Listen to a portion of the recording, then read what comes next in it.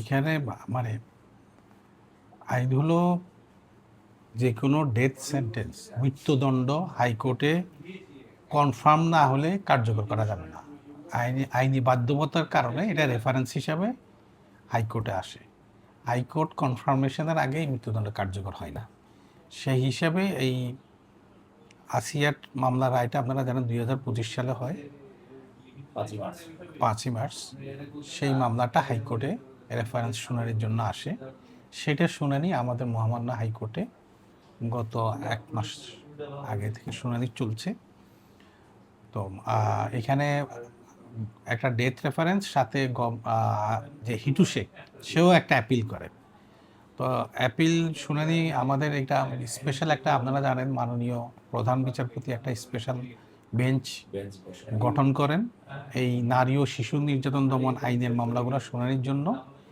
সেই তালিকায় এই আসিয়াটাই আসে শুনানির জন্য। এবং এখানে আমরা রাষ্ট্রপক্ষে মামলাটা শুনানি করি। শুনানি করার এক পর্যায়ে দেখা যায় আসামি পক্ষের আইনজীবী শুনানি করতে আসে না। তখন যেহেতু এটা মৃত্যুদণ্ড সাজা, এখানে আসামি পক্ষে আইনজীবী থাকতেই হবে, নাইলে শুনানি করা যাবে না। সে আইনি বাধ্যবাধকতার কারণে মাননীয় আদালত একজন আসামি হিটু শেখের পক্ষে স্টেট ডিফেন্স লয়ার অ্যাপয়েন্ট করেন জনাব হাফিজুর রহমান খান সাহেবকে, এবং উনি শুনানিতে অংশগ্রহণ করেন। রাষ্ট্রনিযুক্ত আইনজীবী হিটু শেখের পক্ষে উনি শুনানিতে অংশগ্রহণ করেন। শুনানিতে উনি ওনার বক্তব্য রাখেন, কোর্ট দোনো পক্ষের কথা শুনে এবং বিস্তারিত যে সাক্ষী এবং এভিডেন্স আমার এখানে এক্সামিনেশন হয় করে কোর্ট মাননীয় আদালত আজকে রায়ের জন্য ছিল। তো রায়টা আজকে হয় না, সোমবারে উনি রায়টা দিবেন। অর্থাৎ আমাদের শুনানি শেষ, এখন মাননীয় আদালত ওনার রায় দিবেন সোমবারে, আগামী সোমবারে 31শে আগস্ট। সোমবারে ওনার রায় দিলে তখন এটা যাবে যদি অ্যাপিলেট ডিভিশনে। নিশ্চয়ই আইন তো আইনের গতিতে চলবে। আমরা এখানে দুইটা জিনিস মনে রাখতে হবে। একটা লোক ফাঁসি, একটা ভিকটিম মারা গেছে একদিকে, আরেকদিকে আরেকজনের জীবন মৃত্যুর প্রশ্ন। সো আপনি সম্পূর্ণভাবে নিশ্চিত না হয়ে কাউকে সাজা দেওয়া যাবে না, এটা হলো আইনের মৌলিক কথা। যে সেখানে সকল সাক্ষ্য প্রমাণ দেখে নিশ্চিত হওয়ার পরেই আপনি চূড়ান্ত রায় দেওয়া যায়। সেজন্য এবং যে আসামি তার সম্পূর্ণ অধিকার আছে সেলফ ডিফেন্ড করা, তার বক্তব্য আদালত উপস্থাপন করা, আদালত শুনতে বাধ্য। হ্যাঁ, এবং আদালত যে আমরা রাষ্ট্রপক্ষের সকল সাক্ষ্য প্রমাণ বিচার বিশ্লেষণ করে ওনাদের কাছে যদি মনে হয় যে সাজা দেওয়া যায় তখন শুনে দেবে।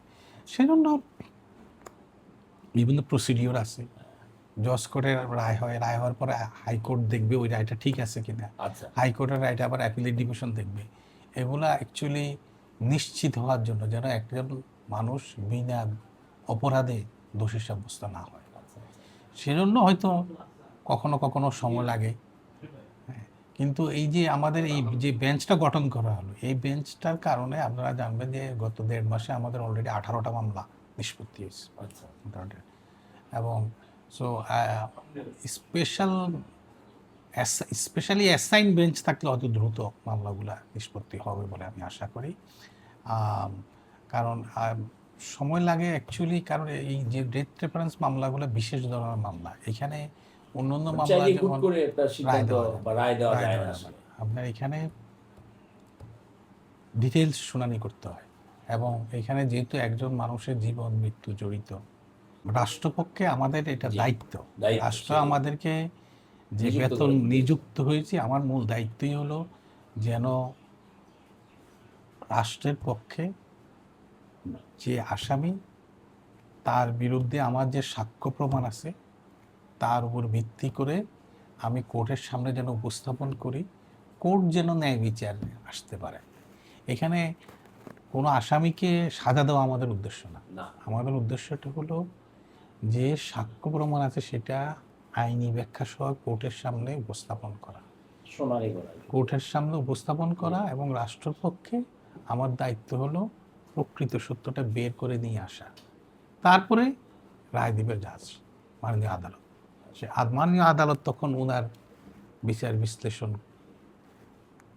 করে উনি রায়টা দেবেন। আমাদের দায়িত্ব হলো মামলাটা যত সাক্ষ্য প্রমাণ আছে রাষ্ট্রপক্ষে সেগুলো যথাযথভাবে উপস্থাপন করা, আইনি ব্যাখ্যা বিশ্লেষণ উপস্থাপন করা, ডিউলি মিসকনসেপশন। আচ্ছা, কারণ হলো আপনার একটা জিনিস আপনার বুঝতে হবে, একটা আইনি প্রক্রিয়া যে কোনো এটা আপনি এই একটা আইনি প্রক্রিয়া শেষ না করে আমার সাংবিধানিক অধিকার আছে আইন অনুযায়ী আপনি আইনি যে protection of law, every citizen has the right to get it protection of ল।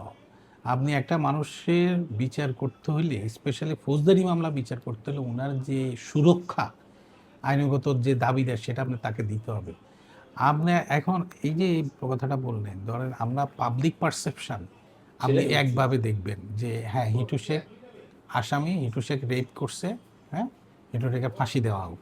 কিন্তু আমাকে যখন আপনি রাষ্ট্রপক্ষের আইনজীবী হিসেবে আমাকে প্রমাণ করতে হবে যে হিটু শেখ সেই অর্থাৎ হিটু শেখের ওইখানে প্রেজেন্স প্রমাণ করতে হবে, হিটু শেখের যে করছে সেটা প্রমাণ করতে হবে, আমাকে সাক্ষী নিয়ে আসতে হবে, ডিএনএ রিপোর্ট নিয়ে আসতে হবে, তারপরে সে সাক্ষীকে আবার জেরা করবে। এখানে আপনি এই সাক্ষ্য বাইরে শুধুমাত্র আপনার হিয়ার্স মানে শোনা কথা দিয়ে বিচার হবে না। আপনি একটা মানুষকে কখনোই ডাইরেক্ট এভিডেন্স ছাড়া সাজা দিতে পারবো না। সেজন্য এই যে সময়টা লাগে, এই জন্য আপনার একটা মামলায় রেডি করতে হয় প্রসিকিউশনকে, সাক্ষ্য প্রমাণ জোগাড় করে তারপর আদালতের সামনে আনতে হয়, আবার এই সাক্ষীগুলো কোর্টে আসতে হয়, আবার এই সাক্ষীগুলো জেরা হবে, তারপরে গিয়ে দেখা যাবে যে আসলে কি হয়েছে। এবং আমাদের মাননীয় আদালত কিন্তু আপনাকে বুঝতে হবে এই সাক্ষ্য প্রমাণের বাইরে কোনো কিছু দেখতে পারবে না। যদি অ্যাকচুয়ালি কি হয়েছে না হয়েছে উনি দেখবে ওনার রেকর্ডে কি আছে,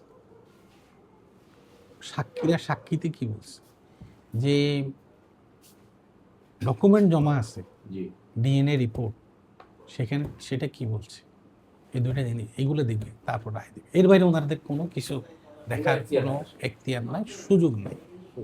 হ্যাঁ, এবং এর বাইরে দেখে রায় দিল ওইটা ডিফেক্টিভ রায় হবে।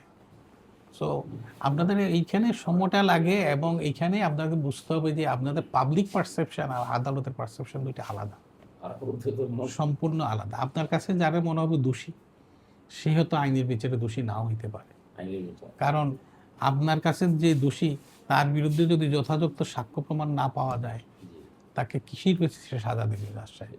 আইনের পাঠ্যকর হলো আইনি ব্যাখ্যা। আইনের ব্যাখ্যাটা তখনই দেওয়া সম্ভব যখন সাক্ষ্য প্রমাণে গ্যাপ থাকবে। হ্যাঁ, কিন্তু সাক্ষ্য প্রমাণ যদি না থাকে, এই আইনি পাঠ্যকরটা এখানেই আসে। প্রসিকিউশন যখন মামলাটা রেডি করবে, যে সাক্ষী নিয়ে আসবে, সেখানে যদি আপনার সাক্ষীটা যদি রেলেভেন্ট না হয় বা একটা প্রয়োজনীয় সাক্ষী না আনে, তখনই আপনার আইনি পাঠ্যকরটা বের হয়। তখনই বের হয়। তো এই মামলা আমি লাস্ট শেষ করে আরেকটা কথা বলবো না, যে অনেক আপনি খেতে পারেন কফিটা দ্যাট ডাজন্ট মিন আপনি এর ফাঁসি দিবেন। আপনাকে সাক্ষ্য প্রমাণ দিয়ে প্রমাণ করতে হবে সেই, এবং ওই যে আসামি তার পূর্ণ রাইট আছে নিজেকে ডিপেন্ড করা। এখন উনি সেই জন্য তো আপনি সাদা ফাঁসি দিতে পারবেন না, নিয়ম আছে, নিয়ম অনুযায়ী যেতে হবে। জিনিসটা হলো কি, আপনার আমাদের আইন কি কিছু সংশোধন করা, আইন যথেষ্ট আইন আছে, আইনের মধ্যে হয়তো সংশোধন প্রসিডিউরাল কিছু সংশোধন করতে পারে। তো ব্যাপারটা হচ্ছে আপনার একটা মানুষকে মানে যেহেতু সেম মানে ফাঁসি যেখানে, মৃত্যুদণ্ড যেখানে সর্বোচ্চ সাজা, সেসব মামলা আমাদের আদালত আসলে আবেগে চলে না, অবশ্যই সাক্ষ্য প্রমাণ আইন এর বাইরে যাওয়ার কোনো সুযোগ নাই। আপনাকে বুঝতে হবে একটা মানুষের যেখানে মৃত্যুদণ্ড শাস্তি, সেখানে সম্পূর্ণভাবে নিশ্চিত হওয়ার আগ পর্যন্ত সম্পূর্ণভাবে নিশ্চিত হয়ে তারপরে ওনারা রায় দেবেন, এর আগে রায় দেবেন।